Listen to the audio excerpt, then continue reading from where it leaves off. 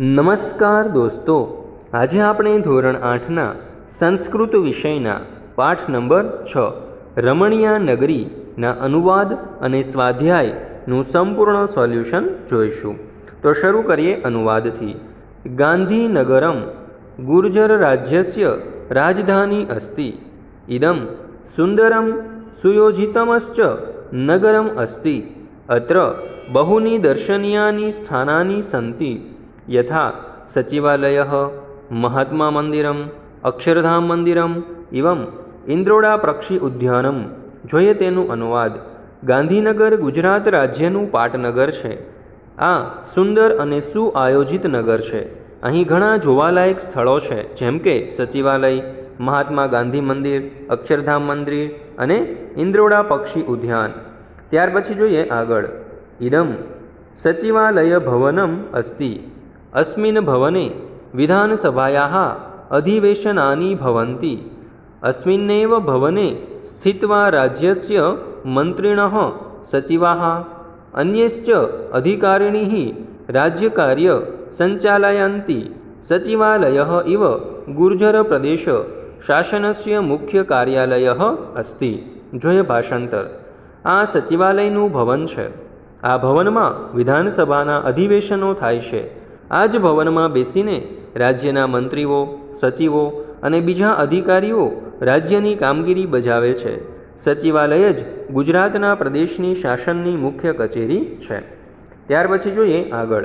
અસ્માકમ રાષ્ટ્રપિતુઃ શ્રીમાત્યમ ગાંધી મહોદયસ્ય સ્મૃતિરૂપેણ ઇતસ્ય મંદિરસ્ય નિર્માણમ અભવત, યત મહાત્મા મંદિર નામના પ્રસિદ્ધમ અસ્તિ. महात्मा गांधी महोदय भारतस्य स्वतंत्रतायाः कृते भृशः प्रयत्नम् अकरोत्. इतानि सर्वाणि कार्याणि चित्ररूपेण अत्र प्रदर्शनार्थ प्रस्तुतानि सन्ति. જોઈએ આપણે ભાષાંતર. આપણા રાષ્ટ્રપિતા શ્રીમાન મહાત્મા ગાંધી મહોદયની સ્મૃતિ રૂપે આ મંદિરનું નિર્માણ થયું હતું. તે મહાત્મા મંદિરના નામે પ્રસિદ્ધ છે. મહાત્મા ગાંધી મહોદયે ભારતની આઝાદી માટે ખૂબ પ્રયાસો કર્યા હતા. આ બધા કાર્યો ચિત્રરૂપે અહીં પ્રદર્શન માટે પ્રસ્તુત કરવામાં આવ્યા છે. ત્યાર પછી જોઈએ આગળ. ઇતત અક્ષરધામ નામક વિશાલમ મંદિરમ અસ્તિ. મંદિરે પ્રદર્શન વિભાગ અતીવ મનોહર અસ્તિ. પ્રદર્શનાર્થ વિભાગે જનાः એકમ ચલચિત્રમ અપી પશ્યन्ति. અધ્યાત્મ વિજ્ઞાનયો સંગમઃ अत्र दृश्यते. अत्र चिंताकर्षकं विशालम् उद्यानम् अपि अस्ति. प्रतिदिनं बहवः यात्रिका इतस्य मंदिरस्य दर्शनार्थम आगच्छन्ति. જોઈએ તેનું ભાષાંતર. અક્ષરધામ એક વિશાળ મંદિર છે. મંદિરમાં પ્રદર્શન વિભાગ ખૂબ સુંદર છે. પ્રદર્શન વિભાગમાં એક ચલચિત્ર પણ બતાવે છે. અધ્યાત્મ અને વિજ્ઞાનનો જ સંગમ અહીં દેખાય છે. અહીં ચિત્તને આકર્ષનારું એક વિશાળ ઉદ્યાન પણ છે. દરરોજ ઘણા પ્રવાસીઓ આ મંદિરના દર્શનાર્થે આવે છે. ત્યાર પછી જોઈએ આગળ. ગાંધીનગરસ્ય સમીપે ઇવ વિશાલમ ઇન્દ્રોડા પક્ષી ઉદ્યાનમ અસ્તિ.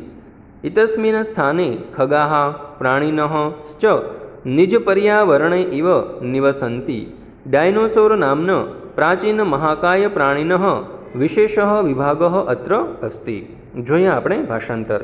ગાંધીનગરની નજીકમાં જ વિશાળ ઇન્દ્રોડા પક્ષી ઉદ્યાન છે. આ સ્થાનમાં પક્ષીઓ અને પ્રાણીઓ પોતાના પર્યાવરણમાં જ રહે છે. ડાયનોસોર નામના પ્રાચીન વિશાળકાય પ્રાણીનો એક ખાસ વિભાગ છે. ત્યાર પછી જોઈએ આગળ. ઈશઃ વિભાગઃ બાલાનામ કૃતે અતીવ આકર્ષક મનોરંજકશ્ચ અસ્તિ. અત્ર એકમ સર્પગૃહમ અપી અસ્તિ. વિવિધ કુલાનામ સર્પાનામ અત્ર દૃષ્ટું શક્નુમ. જોઈએ તેનું ભાષાંતર. આ વિભાગ બાળકો માટે ખૂબ આકર્ષક અને મનોરંજક છે. અહીં એક સાપ ઘર પણ છે. જુદા જુદા કુળોના સાપોને આપણે અહીં જોઈ શકીએ છીએ. ત્યાર પછી જોઈએ આગળ. ગાંધી મંદિરતઃ નાતિદૂરે ઇવ વિદ્યાભવનમ નામ વિશાલમ ભવનમ અસ્તિ. તત ઇવ ભવન GCIRT રૂપેણ ખ્યાતમ અસ્તિ. વિદ્યાભવને GCIRT નામ પરિષદઃ કાર્યાલયઃ અસ્તિ. इयम परिषद अस्माकं प्राथमिक शिक्षण क्षेत्र परिवर्तनार्थ सततम प्रवृत्ता अस्ति. જોઈએ ભાષાંતર. ગાંધીનગરથી નજીકમાં જ વિદ્યાભવન નામની વિશાળ ઇમારત છે. તે જ ઇમારત GCIRT તરીકે જાણીતી છે.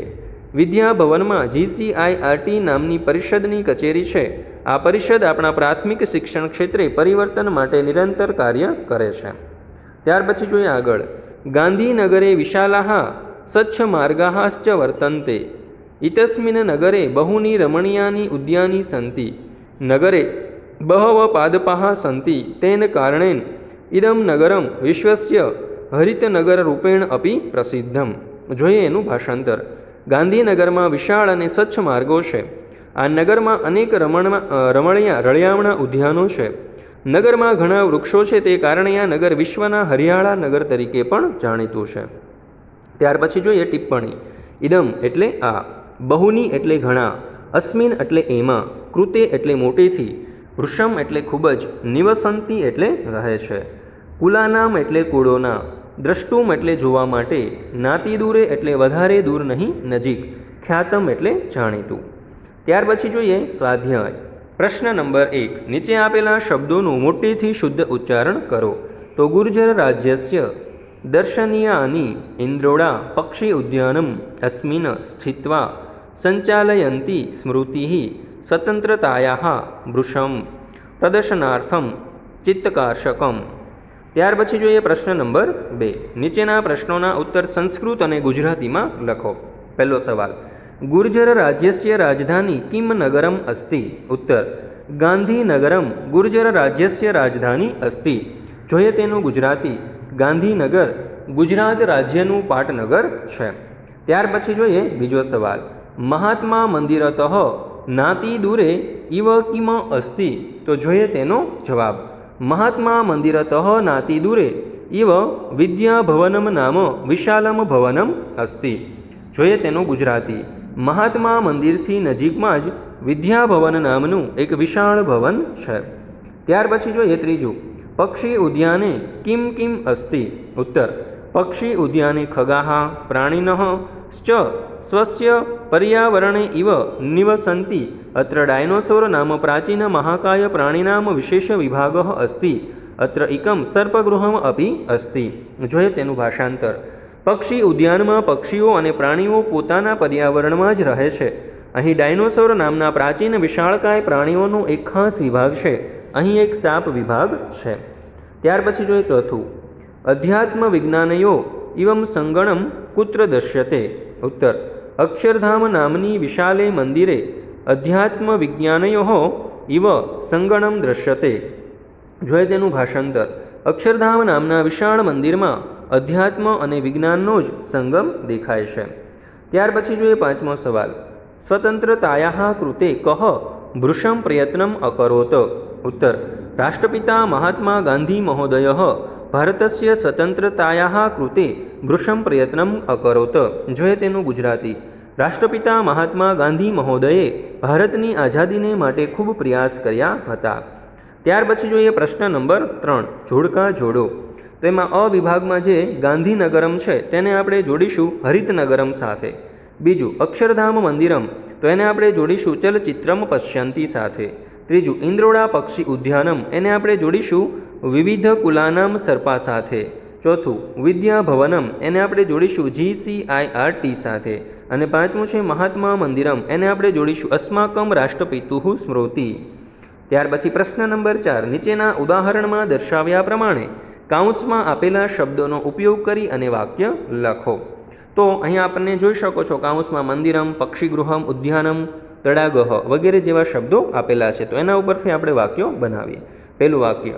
મમ ગ્રામે શિવસ્ય વિશાલમ મંદિરમ અસ્તિ. બીજું. મમ ગ્રામે ઉદ્યાનયમ અસ્તિ. ત્રીજું.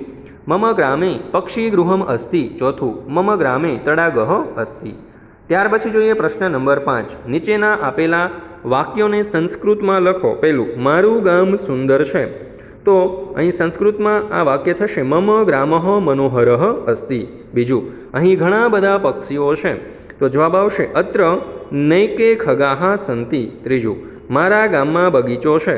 તો જવાબ આવશે મમ ગ્રામે ઉદ્યાનમ અસ્તિ. ત્યાર પછી જોઈએ ચોથું. મારી શાળા મોટી છે. તો ઉત્તર આવશે મમ પાઠશાલા વિશાલા વર્તતે. પાંચમું. ગાંધીજી આપણા રાષ્ટ્રપિતા છે, તો જવાબ આવશે ગાંધી મહોદયઃ અસ્માકમ રાષ્ટ્રપિતા અસ્તિ. ત્યાર પછી પ્રશ્ન નંબર 6. આપેલા વિકલ્પમાંથી યોગ્ય વિકલ્પ પસંદ કરી ખાલી જગ્યા પૂરો. પહેલું, અત્ર પાઠશાલા અસ્તિ પાઠશાલાયા ખાલી જગ્યા સંતિ, તો જવાબ આવશે છાત્રાહ. બીજું, અત્ર શિક્ષક ખંડઃ અસ્તિ શિક્ષક ખંડે ખાલી જગ્યા સંતિ, તો જવાબ આવશે શિક્ષકાહ. ત્રીજું, અત્ર પુસ્તકાલયઃ અસ્તિ પુસ્તકાલયે ખાલી જગ્યા સંતિ, તો જવાબ આવશે પુસ્તકાની. ત્યાર પછી પ્રશ્ન નંબર 7. તમારા ગામ નગરનું વર્ણન સંસ્કૃતમાં 5 થી 6 વાક્યોમાં કરો. તો જોઈએ આપણે જવાબ.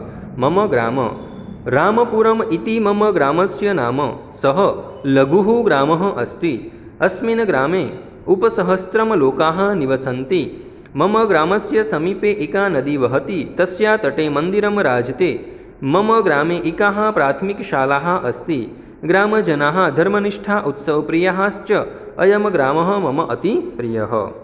દોસ્તો, આ પાઠનો ધ્યાનપૂર્વક અભ્યાસ કરવા બદલ આપ સર્વનો ખૂબ ખૂબ આભાર. સંસ્કૃત વિષયના બધા જ પાઠના સ્વાધ્યાય અને અનુવાદના સોલ્યુશનની લિંક તમને નીચે ડિસ્ક્રિપ્શનમાં આપેલી છે. તમે તમારા મિત્રો અને દોસ્તોને જરૂરથી મોકલજો.